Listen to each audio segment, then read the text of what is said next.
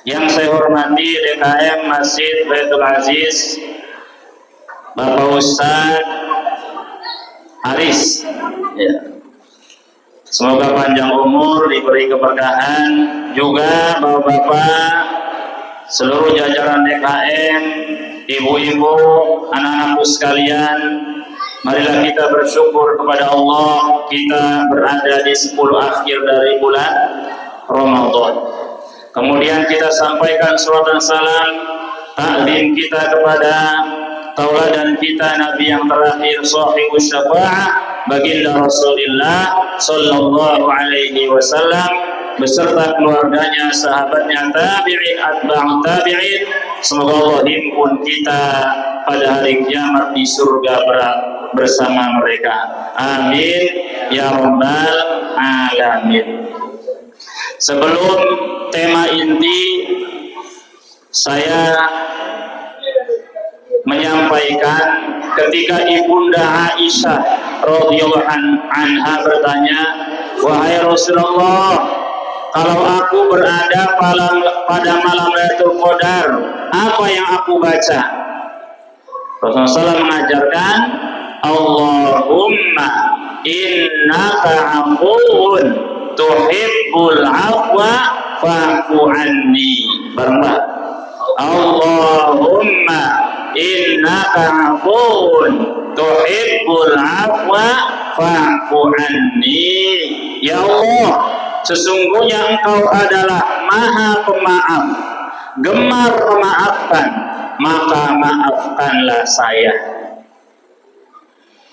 Ada dua kata Asmaul Husna, ada Ghafur, ada Al-Afu.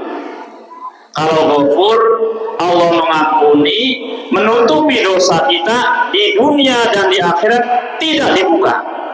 Tapi catatannya masih ada, catatan dosa, tapi diampuni. Kalau Al-Afu, selain dimaafkan, diampuni, juga catatan dosa kita di catatan amal nggak ada. Sehingga penting membaca doa yang diajarkan Rasulullah SAW ketika berada di Lailatul Qadar.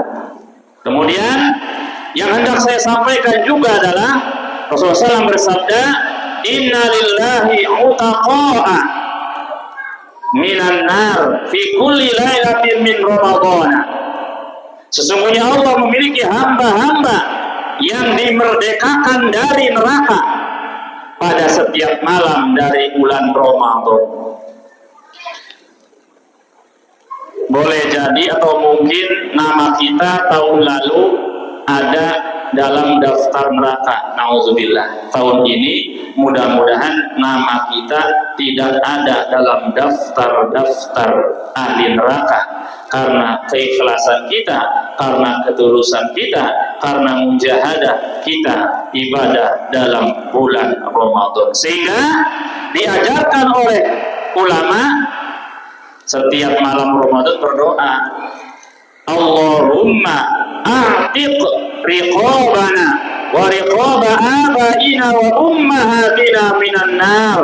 Ya Allah, bebaskan aku, bebaskan ibu dan bapakku dari api neraka. Bapak ibu saudara yang dirahmati oleh Allah Subhanahu wa taala, tema yang hendak saya sampaikan adalah menjadi ahli Al-Qur'an. Ramadan ini bulan Al-Qur'an. A'udzu billahi minasyaitonir rajim. Syahrul Ramadan alladzi unzila fihi al-Qur'an hudan lin-nasi wa bayyinatin minal huda wal furqan. Bulan Ramadan adalah bulan diturunkan Al-Quran, menjadi petunjuk bagi manusia, penjelasan-penjelasan dari petunjuk, dan menjadi furqan, menjadi pembeda.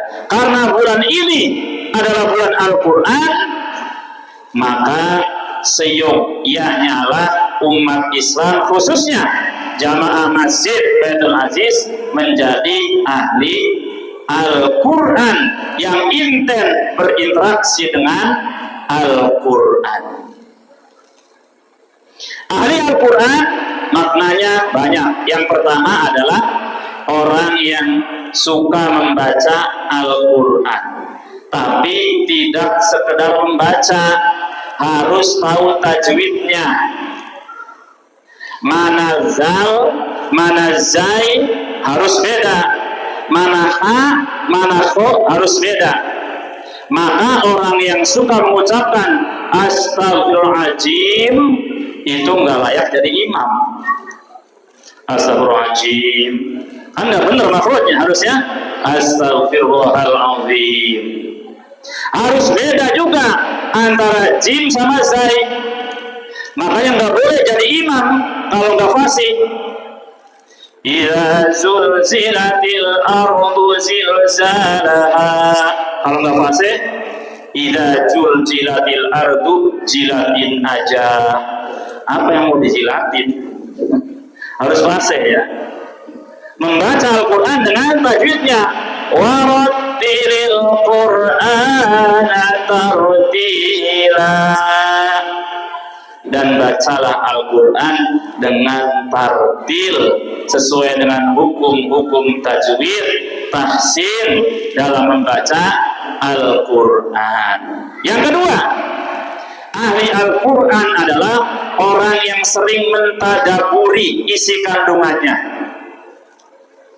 Saya tanya, non-muslim dari Amerika atau dari Eropa atau Australia atau dunia barat itu masuk Islam, membaca Al-Quran, teks Arabnya apa terjemahnya?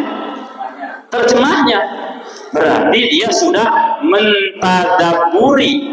Tinggal kalau sudah masuk Islam, sudah mu'alaf, belajar bacanya. Ya, makanya kalau Indonesia, kalau orang masuk Islam dikasih hadiah apa itu? Sajadah, peci atau mukena bagi perempuan, juga dikasih ikro, ya, biar bisa baca Al-Quran, ya, mentadaburi, sehingga Allah menyindir, ya, afalam yatadabur Quran am ala qulubihim aqfaluha. Apakah mereka tidak mentadaburi Al-Quran atau jangan-jangan hatinya terkunci? Selain khatam Al-Quran, ibu bapak juga diutamakan khatam terjemah Al-Quran. Ya,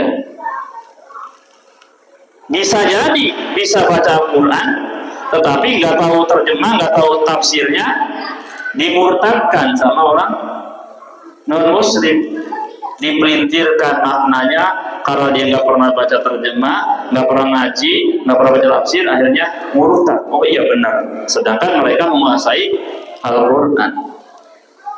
Kemudian ahli Quran adalah orang yang berusaha menghafalnya.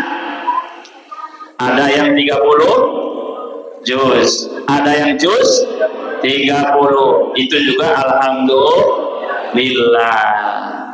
Karena Nabi bersabda, orang yang dalam hatinya tidak ada hafalan Al-Quran seperti rumah kosong yang banyak tikusnya, banyak kalajengkingnya, banyak kecoaknya.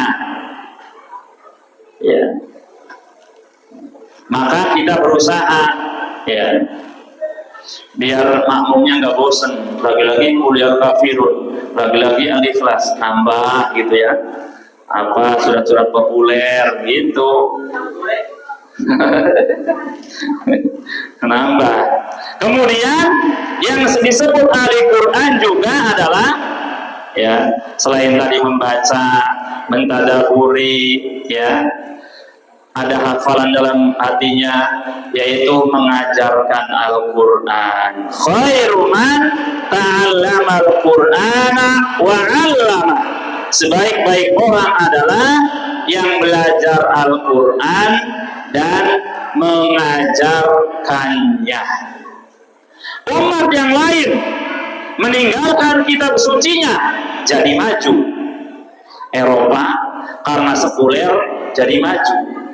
Tapi umat Islam kalau meninggalkan kitab sucinya jadi mundur.